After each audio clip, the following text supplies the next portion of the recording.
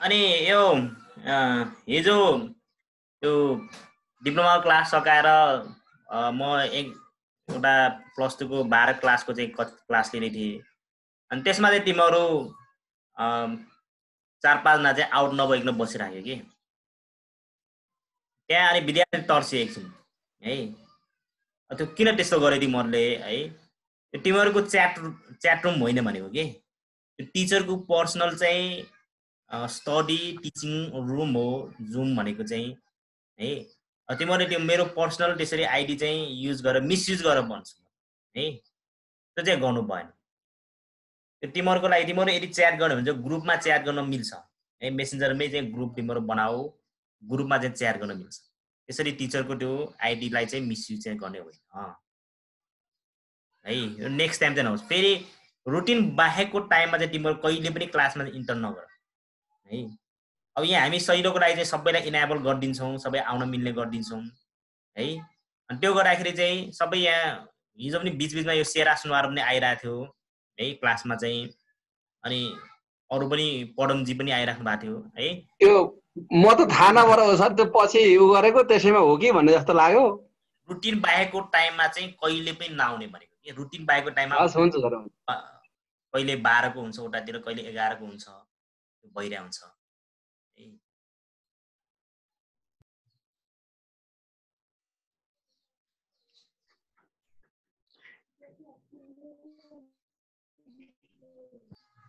चौध 15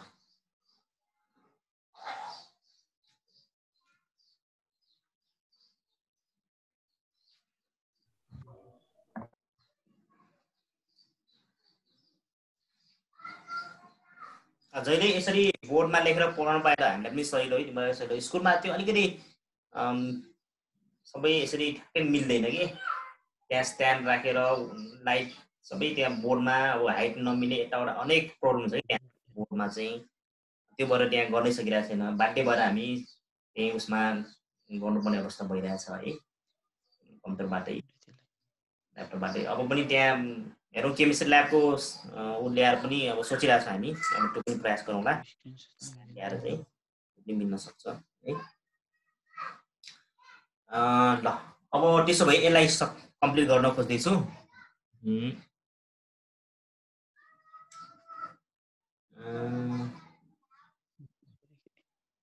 अब यसको लागि के गर्नु पर्यो त भन्दाखेरि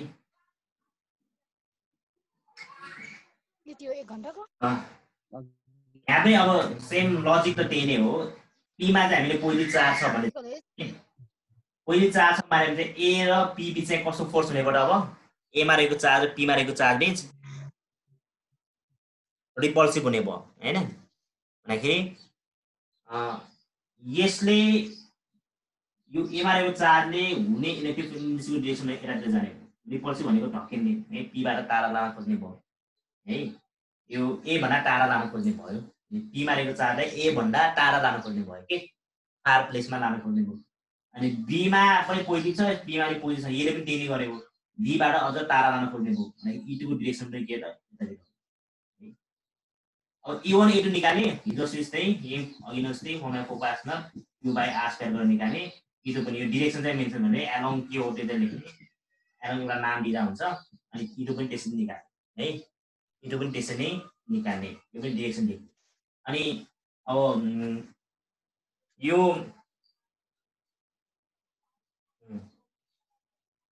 अब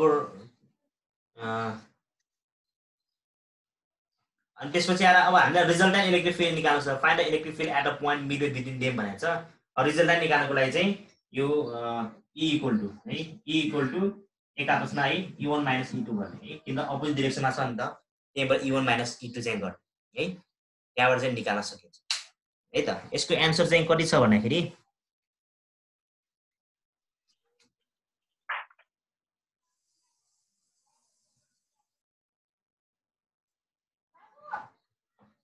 यो है, यसमा मैले मिक्स गरेछ है सबै between weight of field strain is midway. यो ठ्याक्कै मिक्सअप भयो कि यो क्वेसन चाहिँ। यो मैले सार्दाखेरि चाहिँ छ नि क्वेसन थियो, तल र माथि थियो अब मिल्यो भनेको छ नि त यो इजी भयो यसमा u1 u2 माइनस गरे भयो तर यहाँ क्वेशनमा एक्सेलमा के थियो भन्दाखेरि तिमीले यो दुईटा क्वेशन नै बनाएर गरे एउटा यो नै भयो हैन अर्को क्वेशन यसैमा चेन्ज गर्ने है अर्को क्वेशन के छ भन्दाखेरि यसमा चाहिँ फाइन्ड द इलेक्ट्रिक फिल्ड है यो एउटा क्वेशन भयो फाइन्ड द लोकेसन लेखा क्वेशन सोधेको छ यसमा चाहिँ दुईटाको मिक्सअप तल र माथिको मिक्सअप भयो कि यो पनि क्वेशन त हो एउटा हैन बनाउन सकिन्छ हामीले आफ्नै क्वेशन भयो चाहिँ find the location of a point between them where the field strength is 0 ल यो क्वेशन चेन्ज गरौँ है सही अहिले भयो त्यसको आन्सर चाहिँ मसँग छैन यसको चाहिँ आन्सर छ है two small spheres of charge 10 microcoulomb and 40 microcoulomb are placed 6 cm apart. Find the location of point between them where the field strength is 0. यो भनेकै यो अहिले भने नि where the field strength is 0 भनेको के हो रे यसलाई null point भनिन्छ भनेको के null point है अब हामीले क्वेशन सोधेको चाहिँ सिम्पली एक्जाममा चाहिँ कसरी सोध्न सक्छ भन्दाखेरि find the location of null point भनेर पनि सोध्न सक्छ के है फिल्ड स्ट्रेन्थ 0 नभनिकन find the location of null point भनेर पनि सोध्न सक्छ ल्याछ नि अब यसको फिगर र 10 भयो ऐनकै भयो यहाँनिर +10 माइक्रोकुलम छ अर्कोतिर +40 माइक्रोकुलम छ है यो छ भन्दाखेरि अब अहिले भने नि मैले यदि लाइक चार्जेस छ भने चाहिँ के हुन्छ रे लाइक चार्जेस छ भने चाहिँ बिट्विन डेममा हुन्छ है तिनीहरुको बीचमा चाहिँ हुन्छ है लाइक चार्जेस छ भने चाहिँ क्वेशन सारी होला तिमीहरुले यदि लाइक चार्जेस छ भने चार्जेस छन् भने है छन् भने के रे नल पोइन्ट यी चार्जेस को बीचमा हुन्छ है बीचमा ठ्याक्कै बीचमा हुनुपर्छ नि छैन बीचमा भनेपछि तिनी बीचको कुनै पोजिसनमा है यो हुन्छ अनि यदि अनलाइक चार्जेस छन् भने है यदि अनलाइक चार्जेस छन् भने नल पोइन्ट एउटा साइडमा हुन्छ है एउटा साइडमा हुन्छ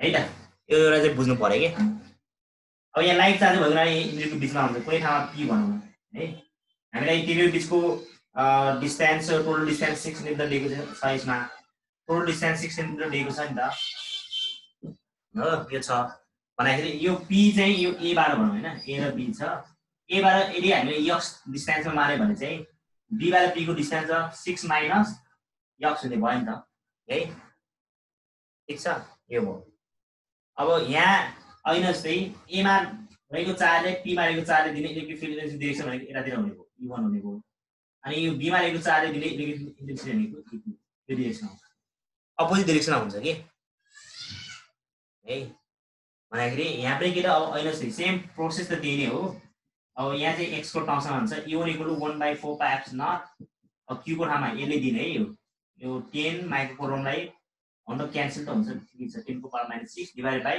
अब डिस्टेन्स भनेको x² हो यहाँ चाहिँ r को ठाउँमा चाहिँ x हो यो छ यो हेरै त मैले यो माथिको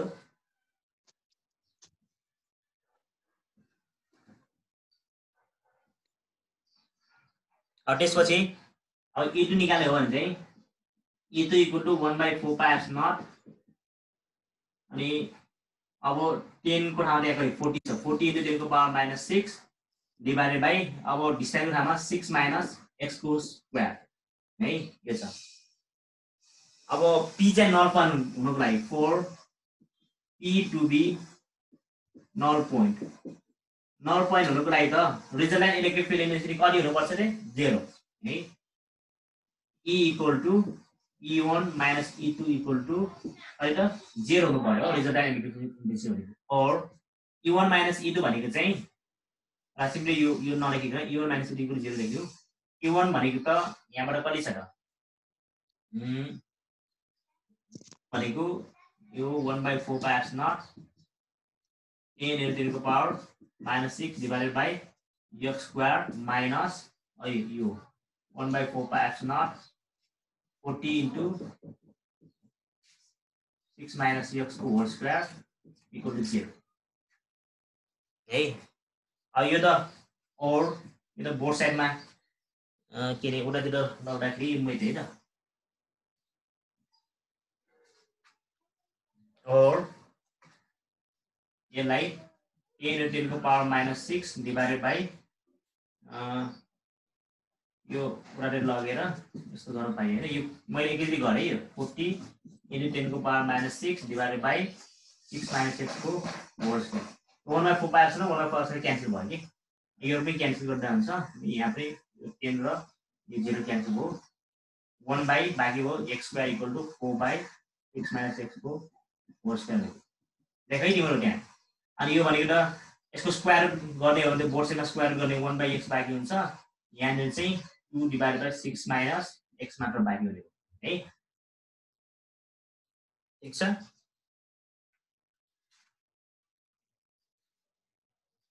एक कन्डिसन छ यहाँसम्म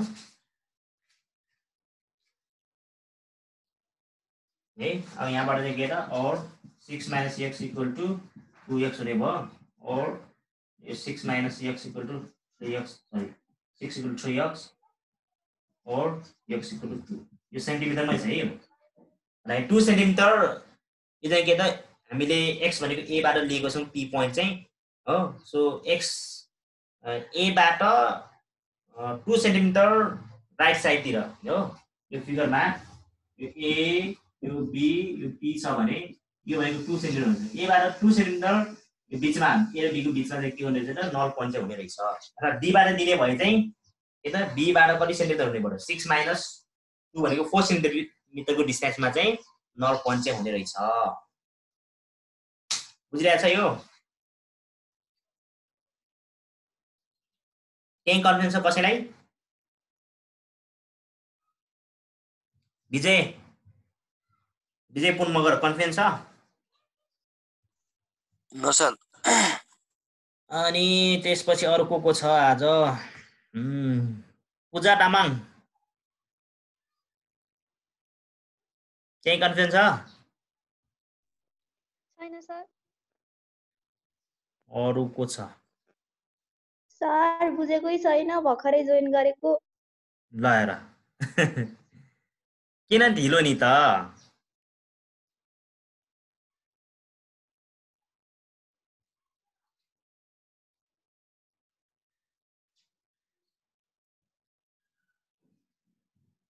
अजित बुझिरहेछ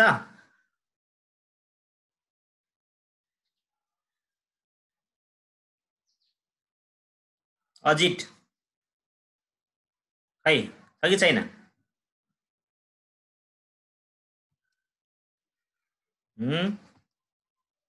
सर फेरि बुझाइदिनु न अगाडि फेरि अगाडिदेखि बुझाउने भर्खरै जोइन गरेको यो भिडियो रेकर्ड गराएको छु त्यो रेकर्ड गरेको हेर न ल है ल म यति मात्र गर्छु है त अनि तिमीहरूले त्यो के यो ह्याप्पी इ लर्निङ त होइन अर्को के निशुल्क भने त भनेको छ है तर सस्तोमा चाहिँ त्यो डाटा प्याकेज दिएको छ त्यसको लागि तिमीहरू केवाइसी फर्म चाहिँ भर्नुपर्छ त्यो वेबसाइटमा एनटिसी को वेबसाइटमा गएर केवाइसी फर्म भरेर तिमीहरूको फोटो अपलोड गर्नुपर्छ त्यहाँबाट चाहिँ तिमीहरूले सस्तो प्याकेजमा चाहिँ डाटा पाइन्छ त्यहाँबाट जसलाई डाटाको समस्या छ है उनीहरूलाई भन्दैछु है उनीहरू चाहिँ त्यहाँबाट पनि नेट चलाउन सक्छ भनेको है त त्यसरी गर अनि सबै साथीहरूलाई फेरि पनि के भन भन्दाखेरि क्लासमा एकदमै रेगुलर बस्नु पर्यो है हाम्रो घरमा नेट छैन, डाटा छैन, यताउता भनेर बस्न पाइएन। सबैलाई भन है, आफ्नो साथीलाई फोन गर। हामीले फोन गर्न र गरिरहेछौँ तर रेस्पोन्स अझ पनि आइरहेको छैन, कतिले फोनै उठाएको छैन है। उनीहरूलाई चाहिँ कसरी हुन्छ, जसरी भए पनि बस्नै पर्छ भन्ने चाहिँ कुरो चाहिँ गर्नु पर्यो है।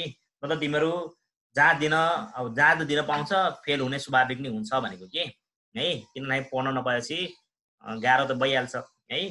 अब सबै नै यसरी क्लास हुन्छ, पछि चाहिँ हामी प्र्याक्टिकल चाहिँ यो साम्य भयो भने गराउँछौँ है।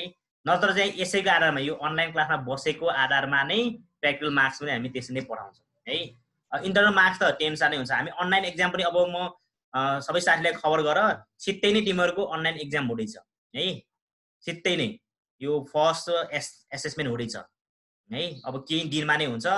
यो सकेसम्म दसैँभन्दा अगाडि नै गर्ने हो, नभए दसैँ सकेको लगट्टै नै अनलाइन क्लास चाहिँ अनलाइन एक्जाम चाहिँ गर्दैछौँ है। फर्स्ट एसेसमेन्ट इन्टरनल मार्क्सको लागि त्यो पनि साथीहरूलाई चाहिँ सबैलाई इन्फर्म गर है त। ल आजलाई चाहिँ म यति